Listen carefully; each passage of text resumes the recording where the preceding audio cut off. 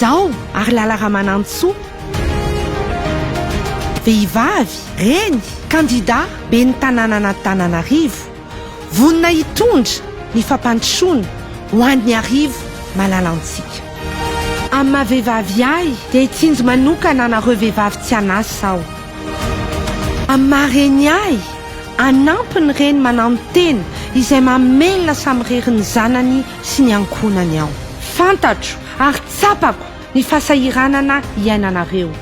Noho izany dia ametraka fampiofanana arak'asa isika ary hamatsy fitaovana mba hahafahana manatsara ny farim-piainanareo tsirairay avy.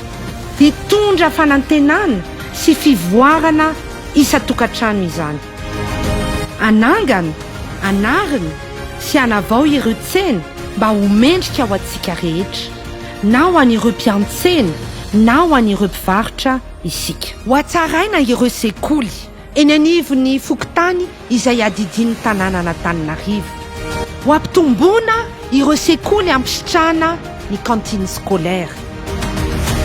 Ho an'ireo fianakaviana tena marefo dia hiantohana ny fitaovam-pianarana ary hojerena manokana ny fampidirana ny ankizy an-tsekoly. Apetrako ny fanamby ary ataoko lara-pameana trany ny fanenana ny etratrano izay efa nahianantsika hatramin'ny 50 isan-jato mba hifanaraka amin'ny fahafahany isa-tokantrano izany. Anangana kianja, fanatanjahantena sy fialamboly ho an'ny tanora eny anivon'ny fokontany isika.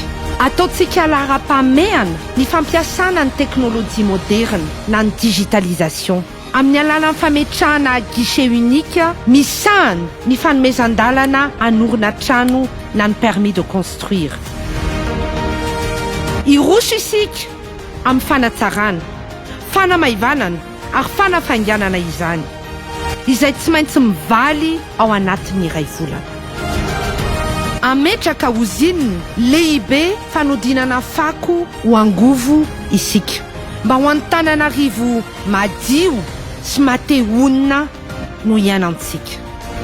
Ataoko lara-pameana ny fanatsarana ny farim-piainan'ny vahoaka Antananarivo amin'ny ankapobeny fa indrindra ny sambatan'olona.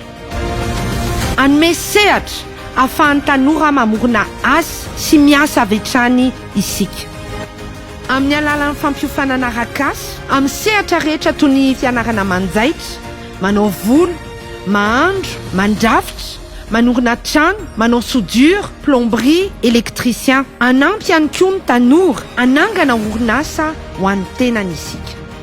Isika rehetra iaradia ampandroso Antananarivo, ampitambatra antsika ho antsika satria fitiavana lalipaka no ampotsika ho Antananarivo. Ho tanàna mandroso, ho tanàna milamina, ho tanàna madio, ho tanàna maitso, ho tanàna matehonina. Ko amin'ny 1 Desambra isika rehetra no hiara-hifidy ny fampandrosoana, isika rehetra miara-mandroso, isika rehetra tsy maintsy mandresy. Ay, anao, antsika rehetra Antananarivo.